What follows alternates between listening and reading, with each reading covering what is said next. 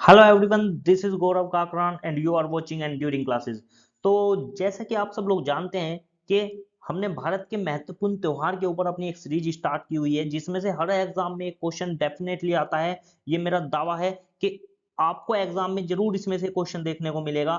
इसकी दो वीडियो मैं आपको पहले करा चुका हूं। अगर आपने नहीं देखी है तो सबसे पहले उन वीडियो को जाके देखेगा। ऊपर आई बटन में मैंने उनका लिंक दे दिया है। और भारत के जितने भी महत्वपूर्ण टेम्पल्स हैं उनके ऊपर भी एक हमारी सीरीज जो है ऑलरेडी चली हुई है, जिसके 4 पार्ट आ चुके हैं, वो भी आप देख सकते हैं।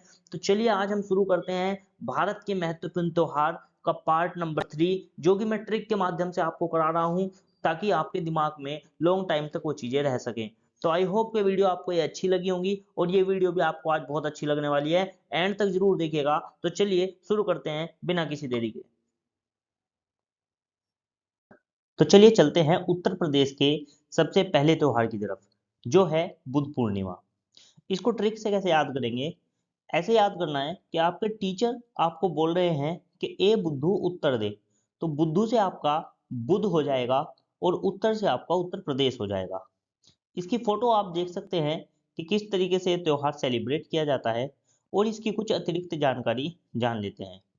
जैसा कि आप लोग जानती हैं कि भगवान जो गौतम बुद्ध हैं, ये भारत के सबसे प्रसिद्ध महत्वपूर्ण धार्मिक व्यक्तियों में से एक हैं। और इन्हें बौद्ध धर्म के वास्तविक संस्थापक भी माना जाता है। बुद्ध पूर्णिमा के दिन जो गौतम बुद्ध के महापरिनिवास स्थली है कुशीनगर, वहां पर एक महीने के लिए मेला लगता है। कई बार एग्जाम में ये भी क्वेश्चन आता है कि गौतम बुद्ध ने महापरिनिर्वाण कहाँ पर लिया था, यानी कि जहां पर उनकी मृत्यु हुई थी उसे महापरिनिर्वाण कहा जाता है। तो वो था कुशीनगर, जो कि उत्तर प्रदेश में है। इसीलिए जो त्योहार है ये उत्तर प्रदेश में सेलिब्रेट किया जाता है।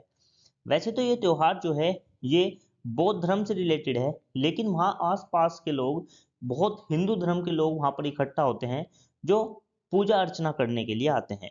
क्योंकि हिंदू धर्म में भगवान गौतम बुद्ध को विष्णु जी के 9वें अवतार के रूप में माना जाता है। आई होप कि ये जानकारी आपको अच्छी लगी होगी। और इसी के साथ आगे बढ़ते हैं, दूसरे त्योहार पर चलते हैं। तो चलिए चलते हैं दूसरे त्योहार की तरफ, जिसका नाम है गंगा दशहरा। ये भी उत्तर प्रदेश में सेलिब्रेट किया जाता है। इसको ट्रिक से कैसे याद करेंगे? कि ऐसे याद करना है कि आपके टीचर आपसे क्वेश्चन पूछ रहे हैं क्या, कि बताइए गंगा कहाँ बहती है। और आपसे पूछा गया है कि गंगा कहाँ बहती है, उत्तर दो। बस आपको यही ट्रिक याद रखनी है कि गंगा कहाँ बहती है, उत्तर दो। गंगा से गंगा और उत्तर दो से उत्तर प्रदेश आपका रिलेट हो जाएगा। बात करते हैं अतिरिक्त जानकारी की। आप फोटो देख सकते हैं, गंगा जी की फोटो दी है।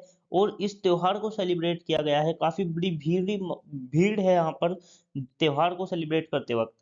तो चलिए बात कर लेते हैं। जैसा कि हम जानते हैं कि हिंदू पौराणिक शास्त्रों के अनुसार गंगा नदी की शिव पुराण और अन्य कहानियों में महत्वपूर्ण भूमिका बताई जाती है।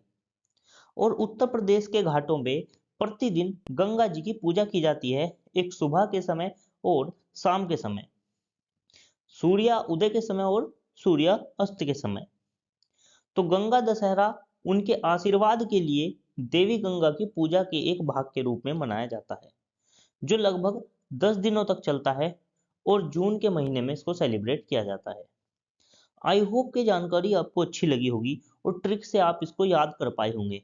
तो इसी के साथ चलते हैं अपने अगले त्योहार की तरफ।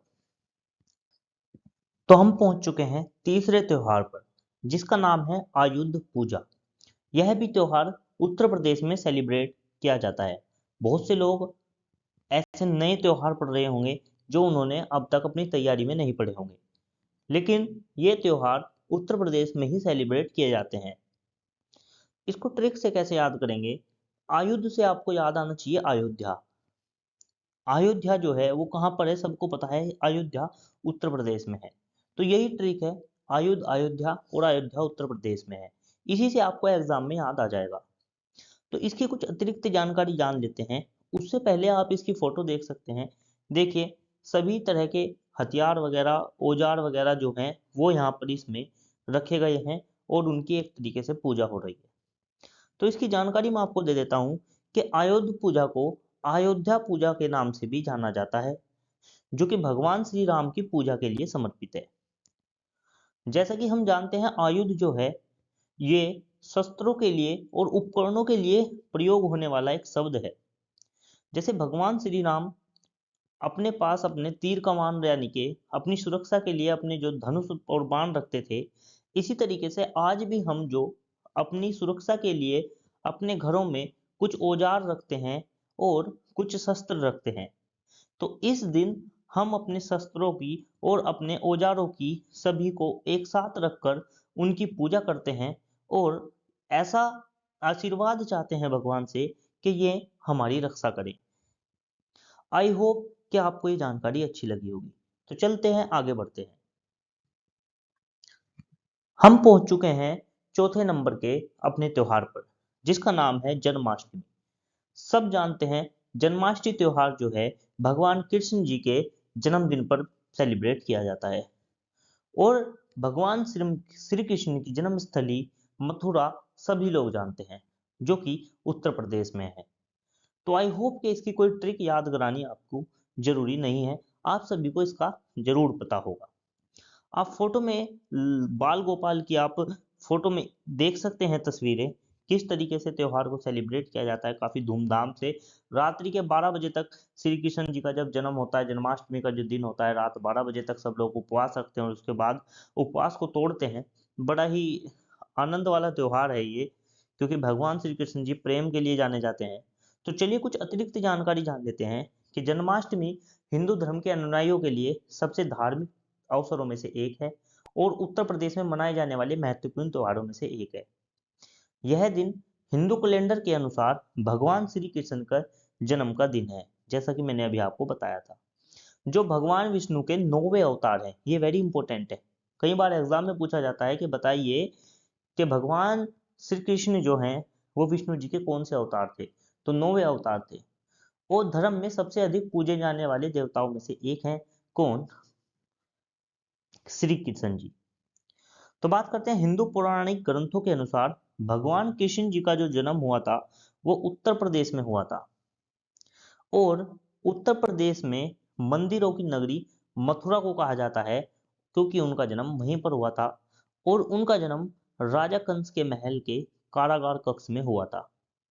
यानी कि इनके माता पिता को राजा कंस ने, इनके मामा जो थे, उन्होंने कारागार में डाल रखा था, क्योंकि वो उनको किसी भविष्यवाणी करी गई थी, किसी पंडित ने या किसी भविष्यवाणी कर्ता ने कि आपकी जो बहन का बेटा होगा वो आपकी मृत्यु का कारण बनेगा। इसलिए उन्होंने अपनी बहन और उनके पति को कारागार में डाल रखा था कि इनके कोई भी संतान होगी तो मैं उसे मार दूंगा। लेकिन फिर भी जो चमत्कार होना होता है वो रुकता तो किसी से नहीं है। तो ऐसा ही कुछ हमें भगवान श्री कृष्ण के जन्म पर देखने को मिला था। भगवान कृष्ण जी का जन्म हुआ था और इसी तरीके के साथ में मथुरा के श्री कृष्ण जन्म स्थान का मंदिर इस स्थान के चारों ओर बना हुआ है, जहां अष्टमी के शुभ दिन भगवान श्री कृष्ण जी का जन्म हुआ था। तो सारी डिटेल मैंने आपको दे दी है कि भगवान श्री कृष्ण का जन्मदिन कैसे हुआ था। ज़्यादा डिटेल में तो आप सब लोग जानते ही होंगे कि कैसे कैसे वो जेल से उनके पिता उनको लेकर नदी में निकले थे और कैसे कैसे उनके जीवन की रक्षा हुई थी और उसके बाद उन्होंने कैसे अपने मामा कंस का हत्या की थी। तो इस वीडियो में हम ज़्यादा डिटेल में बात नहीं करेंगे, थोड़ी जानकारी लेंगे जो कि हमारे पेपर में पूछी जा सकती है। तो चलिए आगे बढ़ते हैं और चलते हैं 5वें त्योहार की तरफ। तो बात करते हैं लठमार होली। लठमार होली उत्तर प्रदेश में सेलिब्रेट की जाती है। जैसे कि होली का त्योहार उत्तर प्रदेश में सेलिब्रेट किया जाता है, सब लोग जानते हैं। और होली का त्योहार भी भगवान श्री कृष्ण से ही संबंधित है। लेकिन लठमार होली ये आपने सब में से बहुत सारे लोगों ने पहली बार सुना होगा। जी हाँ, ये लठमार जो होली है ये मथुरा में सेलिब्रेट की जाती है। आप इसको ट्रिक से कैसे याद कर सकते हैं? वैसे तो बहुत लोगों को याद होगा ये, लेकिन फिर भी मैं ट्रिक से याद करा देता हूँ कुछ लोगों को। क्या? कि आपके जो गुरु हैं या आपके जो टीचर हैं वो आपसे पूछ रहे हैं कि होली कहाँ सेलिब्रेट की जाती है, उत्तर दे। और जब आपने उत्तर नहीं दिया तो आपको उन्होंने लठ मार दिया। क्या कर दिया? लठ मार दिया। तो यही है कि होली कहाँ मनाई जाती है, उत्तर दे। और जब आपने उत्तर नहीं दिया तो उन्होंने लठ मार दिया। तो आई होप कि ये ट्रिक आपको अच्छी लगी होगी। आप इमेज में इस त्योहार की फोटो देख सकते हैं किस प्रकार से सेलिब्रेट किया जा सकता है। आप देख सकते हैं बड़े बड़े डंडे उठे हुए हैं और पूरा गुलाल भी फेंका जा रहा है। तो इसकी कुछ जानकारी मैं आपको दे देता हूँ, आप इसको भी पढ़ लीजिएगा जो लिखा हुआ है। मैं अपनी तरफ से आपको बता देता हूँ क्या क्या है ये। कि देखिए लठमार होली जो है ये भगवान श्री कृष्ण के जो जीवन का जो नव युवक वाला जो दौर है उस को सेलिब्रेट की जाती है। यानी कि जब वो वयस्क हो गए थे तो वो बरसाना में राधा जी के पीछे जाया करते थे। तो राधा जी के पीछे जाता करते थे क्योंकि राधा रानी उनकी जो प्रेमिका थी, उनके गांव था बरसाना, तो वहां पर वो जाती थी। और इनका जो श्री कृष्ण जी का जो गांव था वो कौन सा था, नंदगांव जी। तो नंदगांव के जो लोग हैं वो आज भी उस घटना को याद करते हैं, भगवान श्री कृष्ण के जब वयस्क की घटना थी। तो कुछ लोग वयस्क जो लोग हैं वो बरसाना में जाते हैं। तो बरसाना की जो वहाँ पर युविकाएं हैं या फिर जो औरतें होती हैं वो क्या करती हैं, वो राधा और राधा की सहेलियां बनकर उनको डंडों से पिटाई करती है। और पुरुष अपने बचाव के लिए एक ढाल का प्रयोग करते हैं, वो उनको हल्का हल्का डंडा मारती हैं और वे अपनी ढाल को अड़ाते हैं। और इस तरीके से गुलाल के साथ इस होली को सेलिब्रेट की जाती है। बहुत ही आनंद आता है इस त्योहार में। आप कभी अगर मथुरा में जाएं होली पे तो आप इस त्योहार में जरूर शामिल होइएगा, आपको बहुत ही मजा आने वाला है। तो चलिए चलते हैं, इस जानकारी को पूरा यहीं तक जानते हैं और आगे बढ़ते हैं अगले त्योहार की तरफ। तो बात करते हैं दुर्गोत्सव त्योहार की, जो कि उत्तर प्रदेश में सेलिब्रेट किया जाता है। देखिए दुर्गोत्सव को पूरे भारत में नवरात्रि के त्योहार के रूप में जाना जाता है। आप माता की फोटो देख सकते हैं। और ये जो त्योहार है ये उत्तर प्रदेश में हर साल अक्टूबर और नवंबर के महीने के दौरान मनाया जाता है। सभी लोग नवरात्रों के बारे में जानते हैं। पूरे 9 दिन माता के अलग अलग 9 रूपों की पूजा होती है। तो हिंदू पौराणिक कथाओं के शास्त्रों में हमेशा एक मजबूत और साहसी महिला की उपस्थिति रही है, जो कि देवी के कई रूप धारण करती हैं और जिनकी पूजा भक्त जो हैं वो नवरात्रि में करते हैं। हिंदुत्व में जो महत्वपूर्ण देवी हैं जैसे कि देवी सरस्वती जिन्हें शिक्षा की देवी कहा जाता है और ज्ञान की देवी, देवी लक्ष्मी जिन्हें धन की देवी कहा जाता है, और देवी दुर्गा जिन्हें बहादुरी और साहस की देवी के रूप में पूजा जाता है। तो मैंने आपको जो बताया कि हमारे नवरात्रों में 9 देवी के रूपों की हर दिन पूजा की जाती है। तो नवरात्रे बहुत ही स्पेशल माने जाते हैं। तो आई होप कि आप जानकारी आपको अच्छी लगी होगी। तो दुर्गोत्सव उत्तर प्रदेश में सेलिब्रेट किया जाता है। तो बढ़ते हैं आगे और चलते हैं 7वें टेम्पल की तरफ, सॉरी 7वें त्योहार की तरफ। हम पहुंच चुके हैं ताज महोत्सव पे। ताज महोत्सव जो है ये भी उत्तर प्रदेश में सेलिब्रेट किया जाने वाला एक त्योहार है। जैसा कि आपने बहुत लोगों ने सुना होगा ताज एक्सप्रेसवे या ताजमहल। तो ताजमहल कहाँ है, ताजमहल आगरा में है। और आगरा कहाँ है, ये उत्तर प्रदेश में है। तो इसीलिए आपको ये ट्रिक से याद करना है कि ताज यानी कि ताजमहल जो कि उत्तर प्रदेश में है। तो आपको ये ट्रिक से याद आ जाएगा। आपको जब भी एग्जाम में पूछा जाएगा कि बताइए ताज महोत्सव कहाँ सेलिब्रेट किया जाता है, आपके पास 4 ऑप्शन होंगे, उत्तर प्रदेश और बाकी 3 और होंगे। तो आपको तुरंत याद आएगा ताज यानी कि ताजमहल, और ताजमहल कहाँ है, उत्तर प्रदेश में। आप तुरंत से आंसर करके आगे बढ़ेंगे। इसकी फोटो आप देख सकते हैं कि एक मेले का आयोजन हो रहा है, काफी झूले वगैरह लगे हुए हैं यहाँ पर। तो इसकी कुछ अतिरिक्त जानकारी जान लेते हैं। जैसे कि उत्तर प्रदेश में हर साल मनाए जाने वाले धार्मिक और अन्य संबंधित उत्सवों के अलावा ताज महोत्सव उत्तर प्रदेश सरकार द्वारा पर्यटन को बढ़ावा देने के लिए एक की गई पहल है, जो राज्य के सबसे अधिक राजस्व देने वाले स्रोतों में से एक है। राजस्व का मतलब इससे सरकार को काफी टैक्स एकत्रित होता है। तो ताज महोत्सव जो है वो उत्तर प्रदेश का एक उत्सव है। आमतौर पर ये फरवरी और मार्च के महीनों के दौरान लगता है। ताज महोत्सव का जो त्योहार है ये उत्तर प्रदेश राज्य के अनूठे पहलुओं को बढ़ावा देता है, ताकि अन्य पर्यटन त्योहार और स्थलों के बीच ये खड़ा हो सके। इस फेस्टिवल में उत्तर प्रदेश की संस्कृति, उनके गौरव और उसके इतिहास, परंपरा आदि को बढ़ावा दिया जाता है और बहुत सारी उत्तर प्रदेश की जो आर्ट है उसको भी दिखाया जाता है। तो अगर आप कभी इस महोत्सव में शामिल होना चाहें तो आप शामिल हो सकते हैं। फरवरी और मार्च में सेलिब्रेट किया जाता है, यानी कि आने में ही है ये फेस्टिवल। आप इसको जरूर देख सकते हैं, आपको बड़ा आनंद आएगा इसको देखकर। तो चलिए बात करते हैं अगले फेस्टिवल की और चलते हैं 8वें नंबर पर। तो यहाँ पर हम उत्तर प्रदेश के सभी फेस्टिवल जो हैं खास खास जो हमारे एग्जाम में पूछे जा सकते हैं वो कवर कर चुके हैं। हम पहुंच चुके हैं उत्तराखंड के पहले फेस्टिवल की तरफ और इस वीडियो के 8वें फेस्टिवल की तरफ, जिसका नाम है पूर्णागिरि मेला, जो कि उत्तराखंड में सेलिब्रेट किया जाता है। इसे कैसे ट्रिक से आप याद कर सकते हैं, इसकी छोटी सी एक ट्रिक बनाई आपके लिए। क्या कि पुण्य की नगरी, आपको ऐसे याद करना है कि पुण्य की नगरी, पुण्य की नगरी किसे कहा जाता है बताइए? पुण्य की नगरी किसे कहा जाता है? पुण्य की नगरी कहा जाता है हरिद्वार को। हरिद्वार में नहाकर गंगा में स्नान करते हैं बहुत सारे लोग, और हरिद्वार दूर दूर तक फेमस है। सभी लोग जाते हैं, जानते हैं कि हरिद्वार कहाँ पर है, उत्तराखंड में है। तो आपको ये इस ट्रिक से याद करना है कि पुण्य कहाँ मिलेगा, या पुण्य किस नगरी में मिलेगा। पुण्य की नगरी हरिद्वार है और हरिद्वार उत्तराखंड में स्थित है। तो आपको पेपर में इतना भी याद आ गया ना, मैं गारंटी से देता हूं कि आप पेपर में क्वेश्चन गलत नहीं करके आओगे। पुण्यगिरी मेला कहाँ लगता है, मिनट से पहले आप आंसर दोगे, ये मेरी गारंटी है। बस आप इन वीडियो को ध्यान से सुनते रहिए और देखते रहिए। अगर एक बार में समझ ना आए तो दोबारा वीडियो को चलाकर देख लें, लेकिन वीडियो को जरूर देखें। मैं गारंटी लेता हूं कि इन वीडियो से आपको एग्जाम में क्वेश्चन जरूर मिलेगा। आप देख सकते हैं कि ये त्योहार जो है, ये कि मेला जो है, ये किस तरीके से सेलिब्रेट होता है और कैसे उत्तराखंड के लोग इसको सेलिब्रेट करते हैं।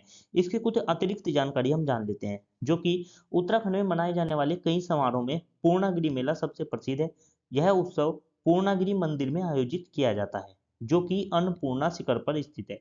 ये भी क्वेश्चन बन सकता है कि बताइए पूर्णागिरि मेला किस पर्वत पर आयोजित किया जा सकता है, तो जो कि इसका आंसर होगा अन्नपूर्णा शिखर।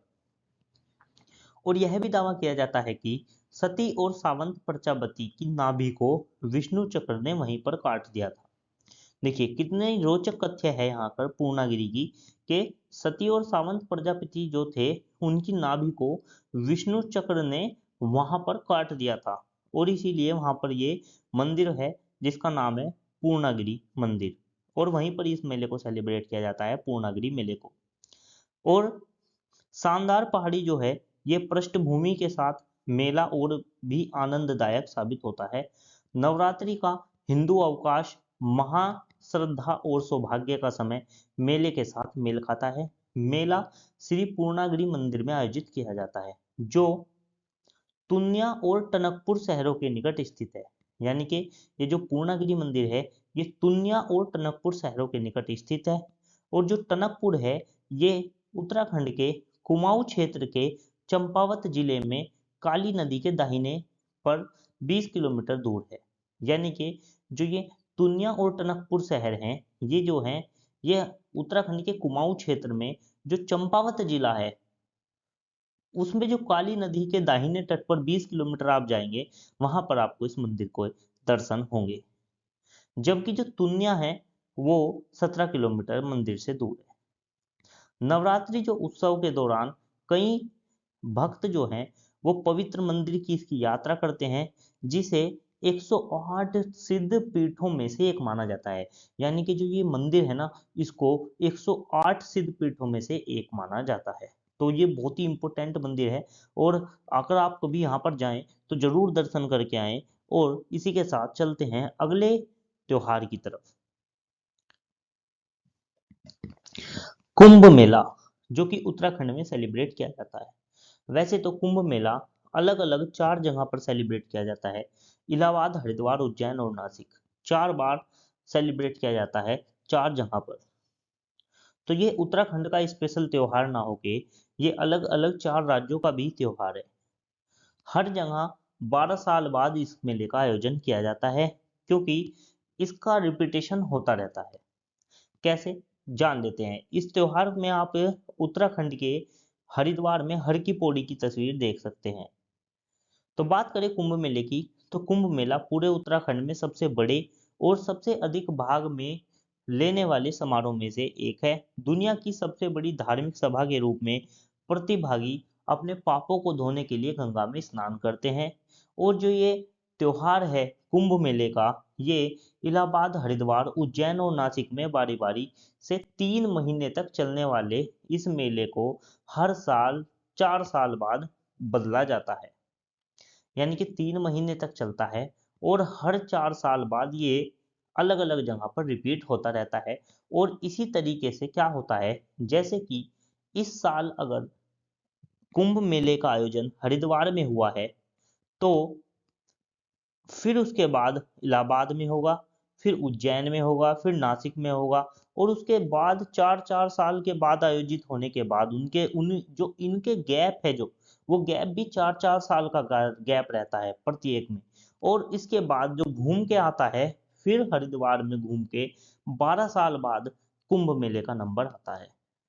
तो इसी तरह से हर जगह पर 12 साल बाद सेलिब्रेट होता है, क्योंकि प्रति एक जगह के बीच में जो गैप होता है वो 4 साल का होता है। आई होप कि आप इसको समझ पाए होंगे।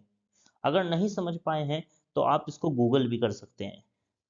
तो बात कर रहे थे हम इसकी, तो यह जो त्योहार है यानी कि कुंभ मेला, ये विक्रांत कैलेंडर की सटीक तिथि चुनता है। यानी कि विक्रांत जो कैलेंडर है हमारा, उस कैलेंडर की तिथि के अनुसार इसको मनाया जाता है। आई होप की जानकारी आपको अच्छी लगी होगी। क्वेश्चन में ये क्वेश्चन नहीं आता कि कुंभ मेला कहाँ सेलिब्रेट किया जाता है। पूछा जाता है कि बताइए कुंभ मेला निम्न में से किस किस किस स्थान पर सेलिब्रेट किया जाता है। 4 ऑप्शन दे रखे होंगे, इलाहाबाद, हरिद्वार, उज्जैन, नासिक। एक ऑप्शन सही होगा। दूसरे में दे देगा इलाहाबाद, वाराणसी, हरिद्वार, उज्जैन, यानी कि वाराणसी घुसा देगा, जबकि वाराणसी नहीं होगा। तो इस तरीके से आपका क्वेश्चन फॉर्म होता है। आई होप की जानकारी आपको अच्छी लग रही होगी। तो इसी के साथ चलते हैं अपने नेक्स्ट त्योहार की तरफ। बात करें बसंत पंचमी की, जो कि उत्तराखंड में सेलिब्रेट किया जाता है। बसंत पंचमी भी जो त्योहार है, ये पूरे भारत के साथ में सेलिब्रेट किया जाता है, पर इसका जो महत्व है वो उत्तराखंड में भी काफी देखने को मिलता है। तो बसंत पंचमी हिंदू उत्सव जो है, जो सरस्वती पूजा के रूप में भी जाना जाता है। वसंत के लिए तैयार होने का समय है। और वसंत पंचमी एक हिंदू त्योहार है जो वसंत के मौसम के पहले दिन का सम्मान करता है। यानी कि जो वसंत पंचमी है, जो वसंत का मौसम शुरू होता है उसके पहला दिन जो होता है, उसे ही हम वसंत पंचमी के रूप में मनाते हैं, जिसे बसंत के नाम से भी जाना जाता है। और यह एक उत्तराखंड का महत्वपूर्ण उत्सव है। यह जो उत्सव है वो जनवरी या फरवरी के महीनों में मनाया जाता है। हाल फिलहाल में इसको सेलिब्रेट किया गया है, क्योंकि यह ठंड, मृत सर्दी का अंत का जश्न मनाता है। यानी कि जो काफी सर्दी होती है ना, बस उसका एंड हो जाता है बसंत पंचमी के पहले दिन। तो वहाँ के जो उत्तराखंड के निवासी हैं, वो पीले वस्त्र धारण करके चौन फुला और झुमेलिया नृत्य करते हैं। तो यहाँ से आपका एक क्वेश्चन और बन गया क्या, कि उत्तराखंड के चौन फुला और झुमेलिया 2 नृत्य हैं। ये भी एग्जाम में पूछे जा सकते हैं आने वाले पेपर में। तो बात करें, आकाश में लोग पतंग उड़ाकर उनका जश्न मनाते हैं। संगीत, कला और संस्कृति के साथ साथ जीवन और भूमि में धन और सफलता की देवी सरस्वती जी की पूजा करते हैं। और इस संस्कृति के लोगों द्वारा देवी सरस्वती जी की जो है वो बहुत अच्छे तरीके से पूजा की जाती है। और हर परिवार के पास मीठे चावल की एक रेसिपी होती है, यानी कि मीठे चावल की रेसिपी खाते हैं। और इस रेसिपी के बिना ये त्योहार जो है वो अधूरा सा रहता है। तो आई होप कि ये जानकारी आपको अच्छी लगी होगी कि उत्तराखंड में बसंत पंचमी किस तरीके से सेलिब्रेट किया जाता है। तो चलिए इसी के साथ आगे बढ़ते हैं, अगले त्योहार की तरफ चलते हैं। तो बात करते हैं भिटोली और हरेला त्योहार की, जो कि उत्तराखंड में सेलिब्रेट किया जाता है। आप इसको ट्रिक से कैसे याद करेंगे, कि आपका भाई आपको बोल रहा है क्या, कि भाई टल यहाँ से और हरा ला उत्तराखंड से।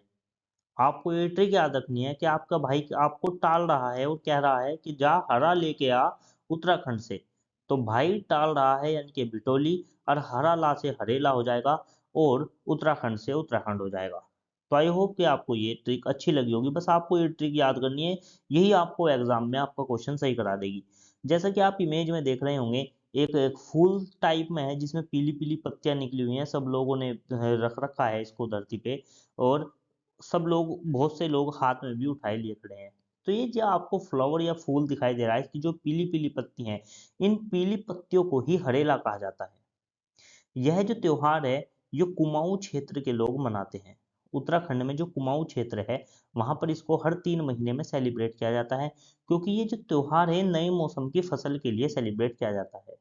और साल में हर 3 महीने के बाद जो नई फसल आती है, तब ये लोग इस त्योहार को सेलिब्रेट करते हैं। और यहाँ की जो महिलाएं हैं, वो नवरात्रि जो होते हैं यहाँ के, उनके पहले दिन ही जमीन में अलग अलग 7 तरह के अनाज बो देती है।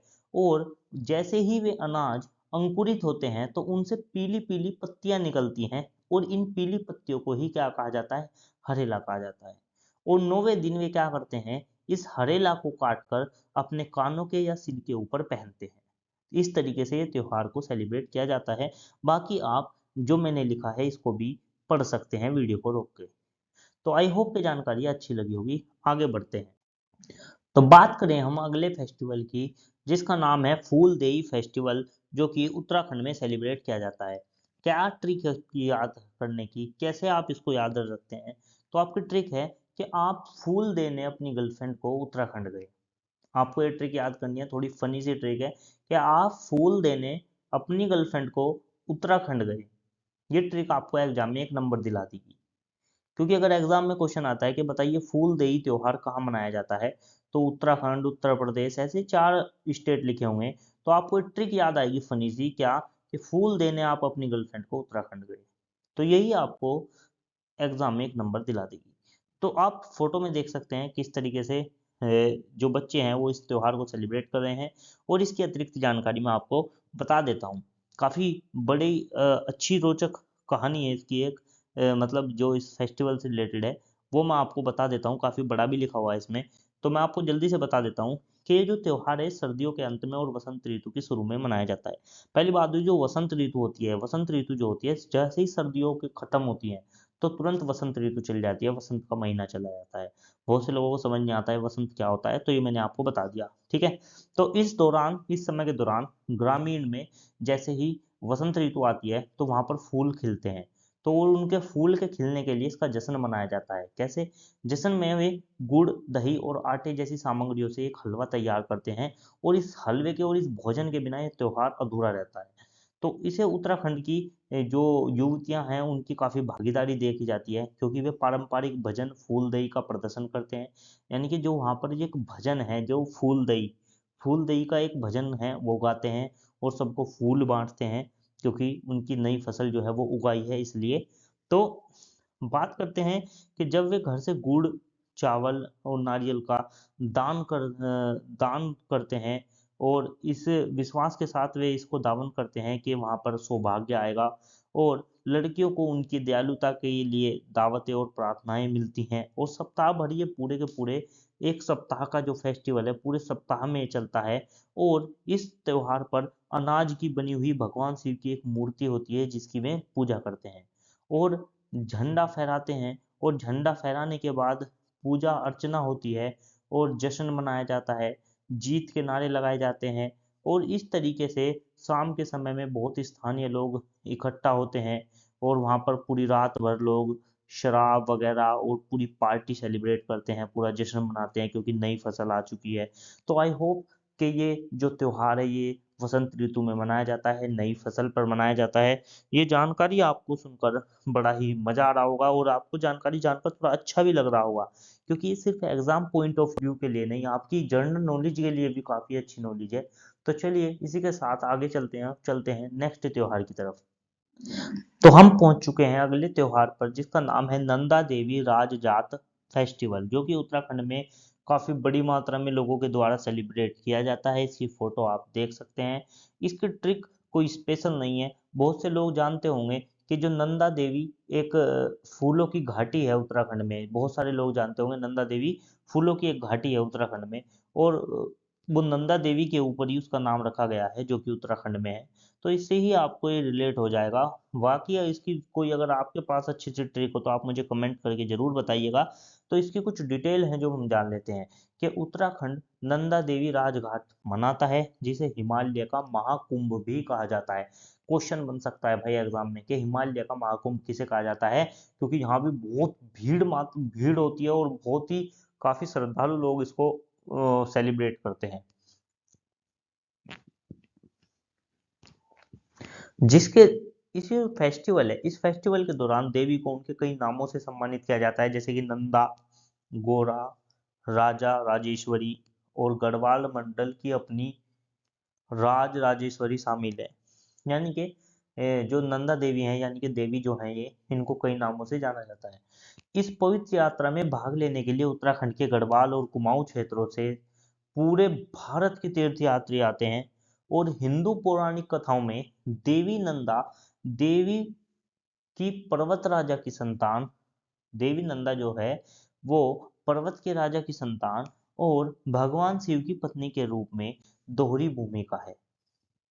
यानी कि नंदा देवी जो है वो पर्वत के राजा की संतान और भगवान शिव की पत्नी, दोनों की क्या बनाई जाती है कि दोहरी भूमिका से मना निभाती है। और अपनी धार्मिक संबंधता के आधार पर नंदा देवी को पार्वती के अवतार या उनकी बहन के रूप में भी पूजा जाता है। देवी नंदा जो है वो देवी उत्तराखंड के गढ़वाल और कुमाऊं दोनों क्षेत्रों में सर्वोच्च देवता के रूप में प्रतिष्ठित है। हर 12 साल में एक बार गढ़वाल क्षेत्र में चमोली जिले के 3 सप्ताह तक चलने वाले इस कार्यक्रम का आयोजन किया जाता है। और नंदा देवी राज जात यात्रा की लंबी यात्रा कार्यक्रम को पूरा करने के लिए लगभग 22 दिनों की आवश्यकता होती है। तो ये जानकारी जानकर आपको बहुत अच्छा लगा होगा कि किस तरीके से एक हिमालय का जिसे महाकुंभ कहा जाता है, जो कि फेस्टिवल है जिसका नाम है नंदा देवी राजजात फेस्टिवल, ये एग्जाम में आपको जरूर देखने को मिल सकता है। नंदा देवी कौन है? नंदा देवी पर्वत के राजा की संतान है और भगवान शिव की पत्नी भी है। तो आप आई होप कि आपको ये जानकारी बहुत ही अच्छी लग रही होगी। तो चलिए इसी के साथ आगे बढ़ते हैं। हम पहुंच चुके हैं गंगा दशहरा पर। इसको हमने उत्तर प्रदेश में भी पढ़ा था, आपके दिमाग में याद आया होगा गंगा दशहरा पढ़ा था। बिल्कुल भाई, उत्तराखंड में भी हमने इसको पढ़ा था, सॉरी उत्तर प्रदेश में भी हमने इसको पढ़ा था। तो गंगा दशहरा जो है उत्तराखंड में भी सेलिब्रेट किया जाता है, जिसे दशहरा महोत्सव के रूप में भी जाना जाता है। तो भारतीय राज्य उत्तराखंड में यह मई और जून के महीनों में प्रतिवर्ष सेलिब्रेट किया जाता है। इसे बुराई और अच्छाई की जीत का पर्व माना जाता है कि बुराई पर अच्छाई की जीत होगी। 10 दिन गंगा नदी को मनाने और सम्मान देने के लिए यह समर्पित है। और हिंदू मान्यता है कि इस दिन दिव्य नदी गंगा स्वर्ग से नीचे आई थी। यह उत्तराखंड उत्सव हिंदू कैलेंडर की अमावस्या की रात से शुरू होता है और 10वीं तिथि यानी कि 10वें दिन तक जारी रहता है। हरिद्वार और ऋषिकेश के पवित्र शहर गंगा दशहरा के दौरान गंगा के तट पर आरती की मेजबानी करते हैं। और गंगा दशहरा के दौरान भक्त अपनी आत्माओं को शुद्ध करने के लिए पारंपरिक रूप से पवित्र गंगा नदी में स्नान करते हैं। स्नान करने के बाद लोग अक्सर गंगा के तट पर ध्यान करते हैं। भक्त प्रत्येक रात नदी के किनारे इकट्ठा होकर मिट्टियों की बत्तियां जलाते हैं और आध्यात्मिक मंत्र गाते हैं। आई होप के गंगा जी के बारे में आपको और गंगा दशहरा के बारे में जानकारी अच्छी लगी होगी कि गंगा दशहरा जो है वो किस लिए मनाया जाता है। माता जो गंगा है उनको मनाने के और उनको सम्मान देने के लिए, क्योंकि इस दिन जो है वो दिव्य माँ गंगा जो है वो स्वर्ग से नीचे आई थी। आई होप कि ये जानकारी आपको अच्छी लगी होगी। तो इसी के साथ बढ़ते हैं आगे की तरफ, जिसका नाम है बोरानी मेला। बोरानी मेला जो है वो उत्तराखंड में सेलिब्रेट किया जाता है। तो आपको आपकी मम्मी कह रही हैं कि आपने अपनी बहू को रानी क्यों बनाकर रखा है, उत्तर दे। थोड़ी फनी ट्रिक है ना, तो ये आपको याद भी रहने वाली है, मेरी गारंटी है कि फनी ट्रिक याद रहती है। क्या? कि आपने अपनी बहू को रानी क्यों बना के रखा है, उत्तर दे। आपकी मम्मी आपसे ऐसे पूछ रही है। तो आपको बस यही ट्रिक याद रखनी है, इसी ट्रिक से आपको एग्जाम में क्वेश्चन याद आ जाएगा और आप आंसर भी अच्छे से दे पाएंगे। और आप इस फेस्टिवल की फोटो को देख सकते हैं जो मैंने लगाई हुई है, कैसे ये फेस्टिवल सेलिब्रेट किया जा रहा है। तो बोरानी जो मेला है वो हिमालय के कुमाऊं क्षेत्र में स्थित बोरानी शहर में आयोजित होने वाला एक लोकप्रिय त्योहार है।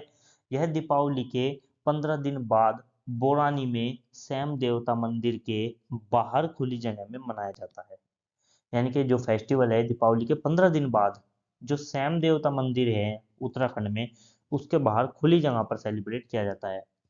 अतीत में व्यावसायिक गतिविधियों के केंद्रों में से एक होने के साथ साथ मेले का धार्मिक महत्व भी है।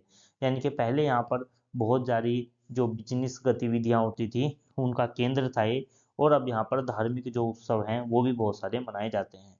तो आई होप कि ये जानकारी अच्छी लगी होगी। आगे बढ़ते हैं।